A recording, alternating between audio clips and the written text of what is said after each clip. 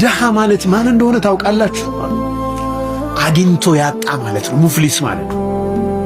አግኝቶ ሀብታም የነበረ ሰው ከስሮ ሲደህይ ሙፍሊስ ይባላል።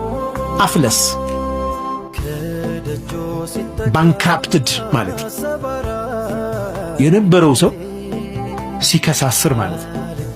ትነግሩኛላችሁ ወይ? ማን ነው ይሄ? እንዲህ አይነት ሰው ታውቃላችሁ ወይ? እስኪ ንገሩኝ አሉ ነቢያችን ሰለላሁ ዐለይሂ ወሰለም። ሰሓቦቹ ምን አሉ? አልሙፍሊሱ ዒንደና መን ላ ዲርሃመ ለሁ ወላ ዲናራ ወላ መታዕ አው ከማ ቃል ሰሓባ። ዲርሃም፣ ዲናር፣ ዕቃ፣ የቤት ዕቃ የሌለው ሰው ይህንን ነው እኛ ሙፍሊስ የምንለው አሉ። አላላ ነቢያችን ሰለላሁ ዐለይሂ ወሰለም ሌላ ዴፊኒሽን ነገሯቸው። ሌላ ትርጉም የሙፍሊስ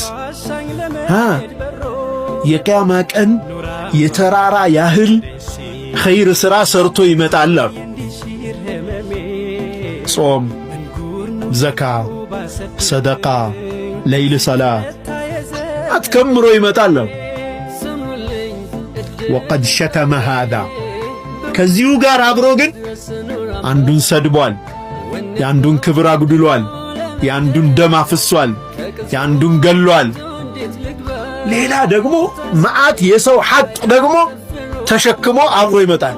ተራራ ያክል መልካም ሥራና እንደዚሁ ደግሞ የሰዎች መብት ተረግጠው የሰው ሐቅ ተነክቶ ደግሞ ወንጀል ይዞ ይመጣል።